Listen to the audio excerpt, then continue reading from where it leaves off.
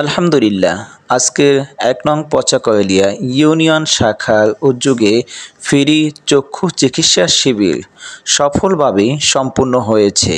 Free চক্ষু চিকিৎসা ক্যাম্পে উপস্থিত ছিলেন বরগুনা গণমানুষের নেতা, বরগুনা ১ আসনের দাঁড়িপাল্লা মনোনীত কান্ডারি অধ্যাপক মাওলানা মহিবুল্লাহ হারুন। সকাল থেকে শুরু করে আজকের সারা দিনটাই মানুষের ভিড় ছিল, আস্থা ছিল একেবারে চোখে পড়ার মতো। বাংলাদেশ জামায়াতে ইসলামী যে সর্বসময় সাধারণ মানুষ এবং গণমানুষের পাশে ছিল এবং তাদের দুঃখ দুর্দশায় কাছে ছিল, এটাই তার একটা বাস্তব উদাহরণ। বাংলাদেশ জামায়াতে ইসলামীর উপরে এখন সবার এমন একটা আস্থা এসে গিয়েছে যে বাংলাদেশ জামায়াতে ইসলামী পারবে এদেশের মানুষকে শান্তি দিতে এবং এদেশের মানুষকে চাঁদামুক্ত করতে, এদেশের মানুষকে শান্তিতে ব্যবসা বাণিজ্য করতে।